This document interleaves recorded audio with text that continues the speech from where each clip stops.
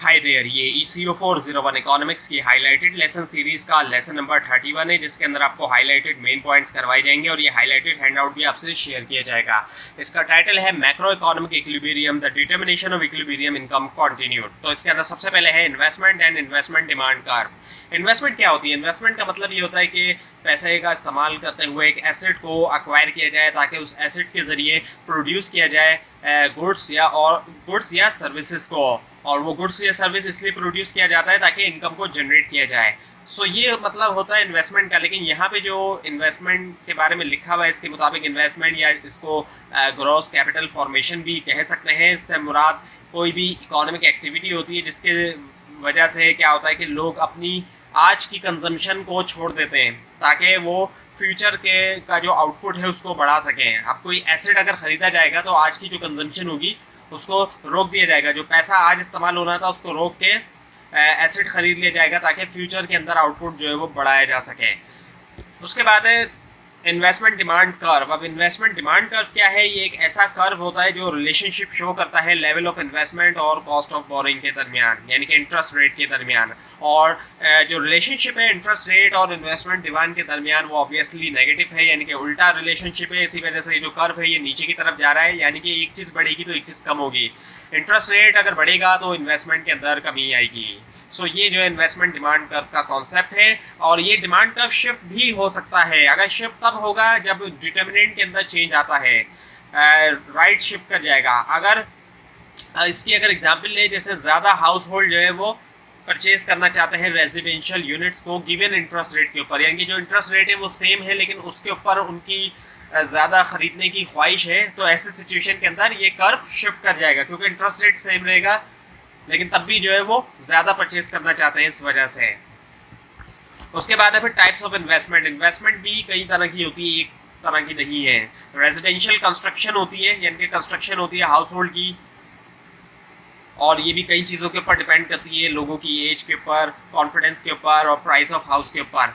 Non residential construction होती है, office construct होते हैं जो कि फर्म या बिजनेस करती है। इसके अलावा डिमांड होती है प्रोड्यूसर्स ड्यूरेबल की, यानी कि कैपिटल एसेट को परचेज किया जाता है, प्लांट मशीनरी वगैरह को फर्म परचेज करती है। और इसके अलावा चेंजेस इन बिजनेस इन्वेंटरी, यानी कि जो स्टॉक है वो ख़रीदा जाता है। स्टॉक इसी वजह से ख़रीदा जाता है कि आउट ऑफ स्टॉक ना हो जाए, इसलिए ज़्यादा कंपनियाँ ख़रीद लेती हैं। उसके बाद है फिर import export and trade balance. तो इंपोर्ट का मतलब क्या होता है? इंपोर्ट का मतलब ये होता है कि जो चीज़ किसी दूसरे कंट्री में बन रही है उसको अपने कंट्री के अंदर कंज्यूम किया जा रहा है, और एक्सपोर्ट से मुराद वो चीज़ जो अपने कंट्री में बन रही है उसको किसी दूसरे कंट्री में कंज्यूम किया जा रहा है। ट्रेड बैलेंस का मतलब क्या होता है कि ग्रॉस एक्सपोर्ट में से जब ग्रॉस इंपोर्ट को निकालते हैं तो हमारे पास ट्रेड बैलेंस आ जाता है।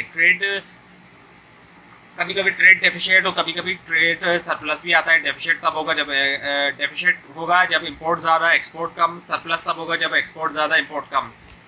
और फिस्कल पॉलिसी जो है वो, इसका मतलब ये होता है कि गवर्नमेंट की जो स्पेंडिंग है और जो टैक्स पॉलिसी से उसका इस्तेमाल किया जाए ताकि इकोनॉमिक कंडीशन को इन्फ्लुएंस किया जा सके। और टैक्स में से जब गवर्नमेंट स्पेंडिंग निकालते हैं तो उसको हम फिस्कल बैलेंस कहते हैं।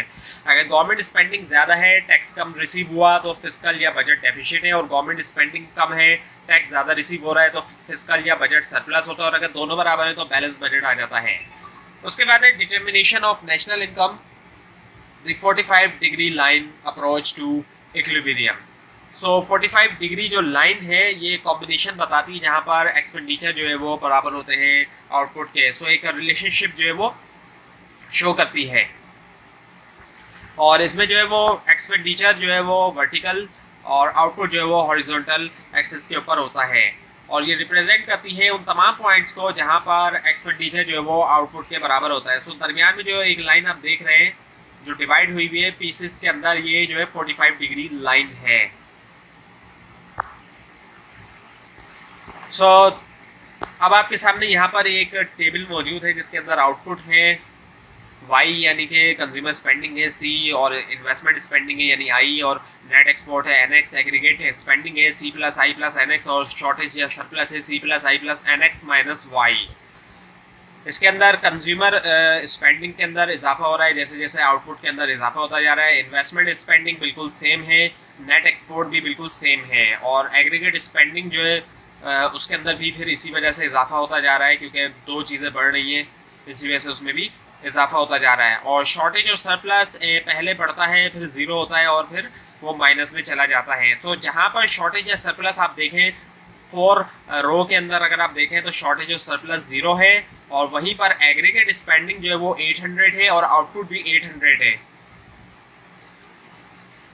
अब इसी चीज़ को अगर एल्जेब्रिकली तौर पे फाइंड किया जाए तो कुछ इस तरीके से करते हैं। एडी जो है वो बराबर है एग्रीगेट डिमांड बराबर है किसके, C which is the consumption plus I investment यानी कि, और फिर प्लस जी यानी कि government spending plus X minus M यानी कि नेट एक्सपोर्ट। और सी को हम रिप्लेस करेंगे कंजम्पशन फंक्शन से यानी कि ए प्लस बी वाई से, क्योंकि सी बराबर है ए प्लस बी वाई, और वाई को हम ए डी की जगह पे ले आएंगे एग्रीगेट डिमांड की जगह पे। सो और वाई का मतलब है यानी कि इनकम। सो जब इसको हम लेकर आएंगे सो वाई बराबर equals to Y equals to A plus B Y, क्योंकि वो सी की जगह पे ए प्लस बी वाई आ गया, plus G plus I plus X minus M. और इससे हमारे पास जो इक्वेशन सामने आएगी वो आएगी Y is equals to 1 divided by 1 minus B multiply by dot multiply by A plus I plus G plus X minus M. So ये equation हमारे पास आ जाएगी। अब कंजम्पशन फंक्शन क्या है, C is equals to A plus B Y है, और A जो है वो लेवल ऑफ कंजम्पशन है कंजम्पशन फंक्शन के अंदर, और बी जो है स्मॉल बी ये है एमपीसी यानी कि मार्जिनल प्रोपेंसिटी टू कंज्यूम है, यानी कि change in Y divided by change in C, change in income divided by change in consumption. और इसी चीज़ को अगर हम लिखते हैं कंजम्पशन फंक्शन को तो हमारे पास ये वैल्यूज आती हैं।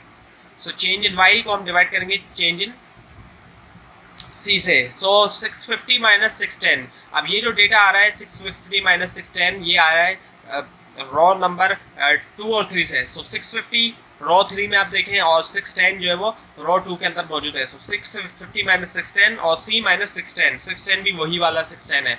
और इसी तरह से 750 माइनस 700, 750 भी रॉ 3 से आया और 700 रॉ 2 में आ गया। 750 माइनस 700 हो गया और y माइनस 700 हो गया। जब इसको हम कैलकुलेट करेंगे तो c is equals to 0.8 y plus 50 हमारे पास आ जाएगा, और y जो है वो बराबर है किसके, c plus I plus N X के। सो पुट करेंगे हम c is equals to 0.8 y plus 50। इसको जब हम पुट करेंगे तो जो कैलकुलेट करेंगे तो आंसर हमारे पास 800 आएगा। ये वही 800 आ रहा है जो हमारे पास यहाँ पर टेबल में 800 आ रहा है, जहाँ पर शॉर्टेज या सरप्लस 0 है। यहाँ पर भी हमारे पास 800 आ रहा है, और यही चीज़ इक्वेशन के ज़रिए भी मालूम की गई है। अब आपके सामने है withdrawal injection approach to equilibrium. So withdrawal जो है वो इंजेक्शंस के बराबर होते हैं। किन्जियन के बारे में आपको बताया गया था कि किन्जियन के मुताबिक जो विड्रॉल होंगे जितने भी वो इंजेक्शंस के बराबर होंगे। पिछले लेसन्स को अगर आपने नहीं देखा तो पिछले लेसन्स को आप ज़रूर देखें। सो STM जो कि विड्रॉल साइड है सेविंग टैक्सेस और इंपोर्ट की, वो बराबर है इंजेक्शन साइड के यानी कि इन्वेस्टमेंट गवर्नमेंट स्पेंडिंग और एक्सपोर्ट के। सो अब ये जो टेबल है इसके अंदर दिखाया जा रहा है कि आउटपुट जो है उसके अंदर इजाफा होता जा रहा है और सेविंग के अंदर भी फिर इजाफा होता जा रहा है। ग्रॉस इंपोर्ट जो है वो सेम है और ग्रॉस इन्वेस्टमेंट भी सेम है और ग्रॉस एक्सपोर्ट भी सेम है, और गवर्नमेंट स्पेंडिंग सेम है, टैक्स सेम है, विड्रॉल और लीकेज है उसके अंदर इजाफा होता जा रहा है, और इंजेक्शन सेम है और लीकेज जो है वो माइनस से 0 पे आती है और फिर जो है वो पॉजिटिव हो जाती है। सो अब इसी चीज़ को ग्राफ के ज़रिए दिखाया गया है। इक्विलिब्रियम पॉइंट हमें कहाँ पे मिलेगा, जहाँ पर दोनों बराबर है, इंजेक्शन और विड्रॉल जहाँ पर दोनों पर बराबर है। जो विड्रॉल है उसका कर्व जो है वो ऊपर की तरफ जाता जा रहा है, जबकि जो इंजेक्शन है उसका कर्व जो है वो बिल्कुल सेम है, हॉरिजॉन्टल है, उसके ऊपर कोई फ़र्क नहीं पड़ रहा है। और वो इस वजह से भी फ़र्क पड़ रहा है विड्रॉल के कर्व में, क्योंकि आप देख सकते हैं जो सेविंग है उसके अंदर इजाफा हो रहा है, विड्रॉल के अंदर सेविंग शामिल है, इसी वजह से विड्रॉल जो है वो ऊपर जा रहा है, क्योंकि सेविंग जो है वो बढ़ती चली जा रही है इस वजह से। और जहाँ पर ये दोनों मिलेंगे सो वही इक्विलिब्रियम पॉइंट है हमारा E0 जहाँ पे आप देख रहे हैं। सो अब है मैथमेटिकल रिप्रेजेंटेशन किन्जियन मल्टीप्लायर की। सो y जो है यानी कि इनकम बराबर है C which is the consumption plus I investment plus G plus NX, और सी जो है वो बराबर है कंजम्पशन फंक्शन के A is equals to B Y. So C की जगह पे हम लिख देंगे ए प्लस बी वाई को, वाई हो जाएगा बराबर A plus B Y plus I plus G plus N X. So B Y को हम दूसरी तरफ ले जाएंगे, so Y minus B Y हो जाएगा is equals to A plus I plus G plus N X के, और फिर वाई को हम ऊपर ही रखेंगे और बी वाई जो नीचे जाएगा वो हो जाएगा one minus B. So Y is equals to A plus I plus G plus N X divided by A one minus B, और k जो है वो बराबर है 1 डिवाइडेड बाय 1 माइनस बी के।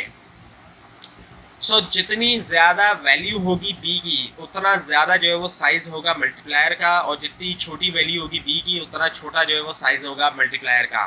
तो ये हुआ लेसन नंबर 31 यहाँ पर कंप्लीट।